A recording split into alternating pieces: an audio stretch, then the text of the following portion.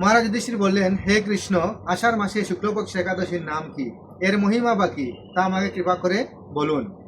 শ্রীকৃষ্ণ বললেন, ব্রহ্মা এই একাদশী সম্পর্কে দেবর্ষি নারদকে যা বলেছিলেন আমি সেই আশ্চর্যজনক কথা আপনাকে বলছি। শ্রী ব্রহ্মা বললেন, হে নারদ, এই সংসারে একাদশীর মতো পবিত্র আর কোনো ব্রত নেই। সকল পাপ বিনাশের জন্য এই বিষ্ণু ব্রত পালন করা একান্ত আবশ্যক।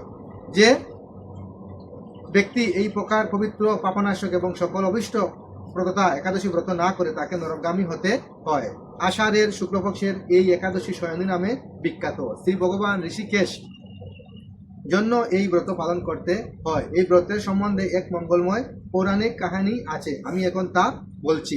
বহু বছর পূর্বে সূর্যবংশে মান্ধাতা নামে একজন রাজঋষি ছিলেন। তিনি ছিলেন সত্য প্রতিজ্ঞ এবং প্রতাপশালী চক্রবর্তী রাজা। প্রজাদেরকে তিনি নিজের সন্তানের মতো প্রতিপালন করতেন। সেই রাজ্য কোন রকম দুঃখ, রোগ, ব্যাধি, দুর্ভিক্ষ, আতঙ্ক, খাদ্যাভাব অথবা কোনো অন্যায় আচরণ ছিল না। এইভাবে বহুদিন অতিবাহিত হলো, কিন্তু এক সময় হঠাৎ দৈব বিপাকে ক্রমাগত তিন বছর সে রাজ্যে কোনো বৃষ্টি হয়নি। দুর্ভিক্ষের ফলে সেখানে দেবতাদের উদ্দেশ্যে দান, মন্ত্রের সোহা, সাদা ইত্যাদি শব্দ বন্ধ হয়ে গেল, এমনকি বেদ পাঠ ক্রমশ বন্ধ হলো।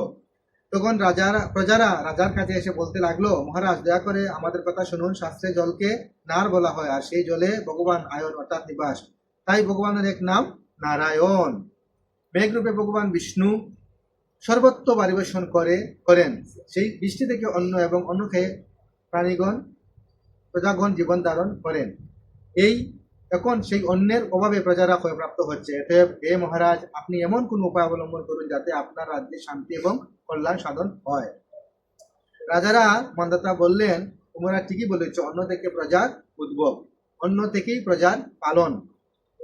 তাই অন্যের অভাবে প্রজারা বিনষ্ট হয়, আবার রাজার দোষেও রাজ্য নষ্ট হয়। আমি নিজের বুদ্ধিতে আমার নিজের কোনো দোষ খুঁজে পাচ্ছি না, তবুও প্রজাদের কল্যাণের জন্য আমি অপ্রাণ চেষ্টা করব। তারপর রাজার ব্রহ্মাকে প্রণাম করে সৈন্যসহ বনে গমন করলেন। সেখানে প্রধান প্রধান ঋষিদের আশ্রমে ভ্রমণ করলেন। এভাবে একদিন তিনি ব্রহ্মার পুত্র মহা তেজস্বী অঙ্গিরা ঋষি সাক্ষাৎ লাভ করলেন। তাকে দর্শন মাত্রই রাজা মহানন্দে ঋষির চরণে বন্দনা করলেন। মুনির তাকে কুশল আশীর্বাদ ও প্রশ্ন জিজ্ঞাসা করলেন। রাজা তখন তার বনে আগমনের কারণ সুবিস্তার ঋষির কাছে বললেন। ঋষি অঙ্গিরা কিছু সময় ধ্যান থাকার পরে বলতে লাগলেন, হে রাজা, এটি সত্যযুগ। এই যুগে সকল লোক বেদ করেন এবং ব্রাহ্মণ ছাড়া অন্য কেউ তপস্যা করে না। এই নিয়ম থাকা সত্ত্বেও এক শূদ্র এই রাজ্যে তপস্যা করছে। তার এই অকার্যের জন্যই রাজ্যের এই দুর্দশা। তাই তাকে হত্যা করলেই সকল দোষ দ্রুত হবে। রাজা বললেন, হে মুনিবর, তপস্যাকার নিরপরাধ ব্যক্তিকে আমি কিভাবে বধ করব? আমার পক্ষে সহজ শান্ত কোনো তপস্যা থেকে থাকে তাহলে আপনি আমাকে বলুন। তদুত্তরে মহর্ষি অঙ্গিরা বললেন, আপনি আষাঢ় মাসে শুক্লপক্ষের শয়নী নামে প্রসিদ্ধ একাদশী ব্রত পালন করুন। এই ব্রত প্রভাবে নিশ্চয়ই রাজ্যের বৃষ্টি হবে। এই একাদশী সর্ব সিদ্ধি দাত্রী এবং সর্ব উপদ্রব নাশকারী। হে রাজন, প্রজা ও পরিবারবর্গ সহ আপনি এই ব্রত পালন করুন। মুনিবরের কথা শুনে রাজা নিজের প্রাসাদে ফিরে এলেন। আষাঢ় মাস উপস্থিত হলে রাজ্যের সকল প্রজা রাজার সাথে একই একাদশী ব্রতের অনুষ্ঠান করলেন।